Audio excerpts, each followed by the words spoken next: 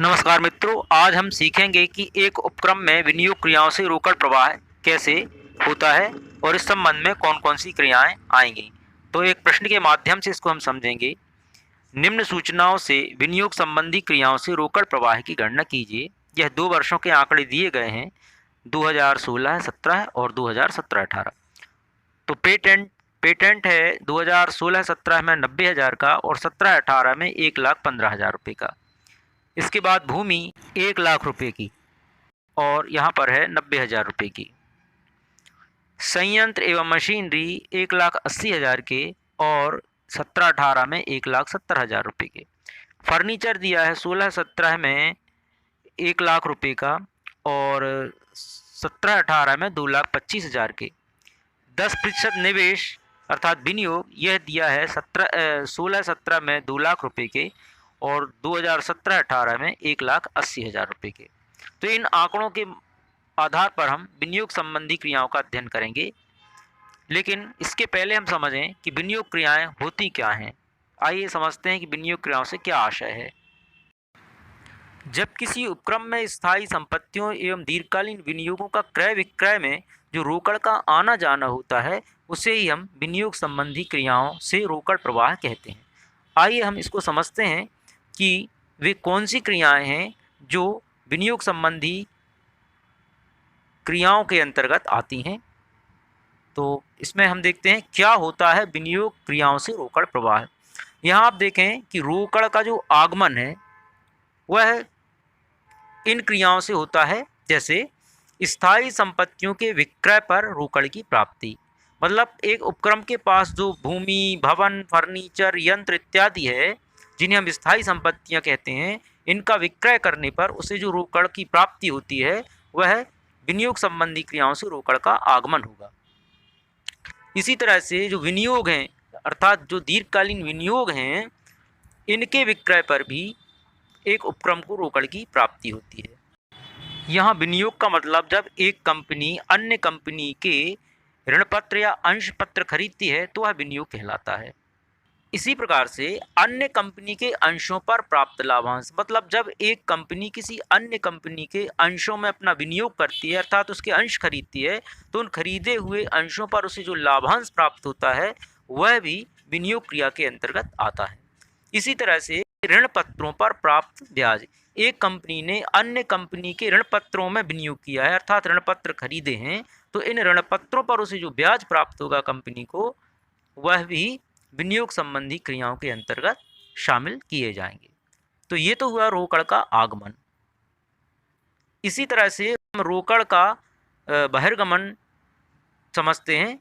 तो एक कंपनी जब विनियोगों के क्रय पर रोकड़ का भुगतान करती है या स्थायी संपत्तियों के क्रय पर रोकड़ का भुगतान करती है, तो यह भी विनियोग संबंधी क्रियाओं के अंतर्गत आता है। इस प्रकार आप समझे होंगे कि जब स्थायी संपत्तियों के विक्रय एवं विनियोगों के विक्रय पर एक उपक्रम को रोकड़ प्राप्त होती है, तो यह रोकड़ का आगमन या रोकड़ का साधन या रोकड़ के स्रोत कहलाता है। और जब स्थायी संपत्तियों एवं विनियोगों के क्रय पर रोकड़ का भुगतान किया जाता है, तो यह रोकड़ का बहिर्गमन या रोकड़ के प्रयोग होते हैं। आइए, हमने जो पहले एक प्रश्न देखा था, अब उसको हम हल करेंगे। आइए एक बार उस प्रश्न को हम पुनः देख लेते हैं। तो यहाँ 2 वर्षों के आंकड़े दिए गए हैं, 2016-17 और 17-18 में, जिसमें पेटेंट 90,000 से 1,15,000 रुपया हो जाता है।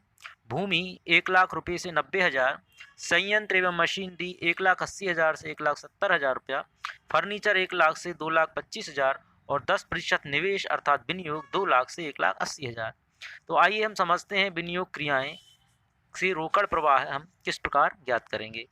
तो यहाँ पर आप देखें, पेटेंट्स का जो क्रय है उसे निकालना पड़ेगा कि जैसे पेटेंट्स यहाँ पर 17-18 में अर्थात चालू वर्ष में 1,15,000 रुपये का है, जबकि यह गत वर्ष में 90,000 रुपये का था।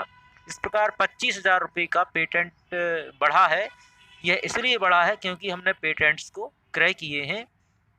तो इस प्रकार से 25,000 रुपया हमारी रोकड़ फर्म से निकल रही है, जो माइनस में लिखी जाएगी। दूसरा देखते हैं भूमि। भूमि जो कि 17-18 में 90,000 है और 16-17 में यह 1,00,000 रुपया है।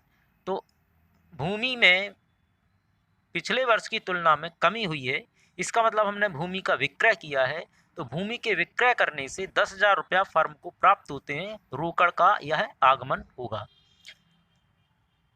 अगला जो है संयंत्र एवं मशीनरी, यह 16-17 में 1,80,000 है, जबकि 2017 और 18 में यह होता है 1,70,000।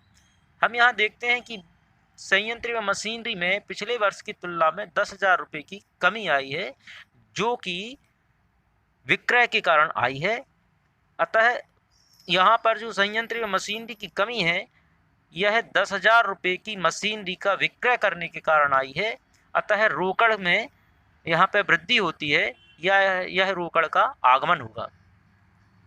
इसके बाद फर्नीचर में भी आप देखें 2,25,000 रुपया हो जाता है 17-18 में, अर्थात चालू वर्ष में, जबकि गत वर्ष में यह 1 लाख रुपया है।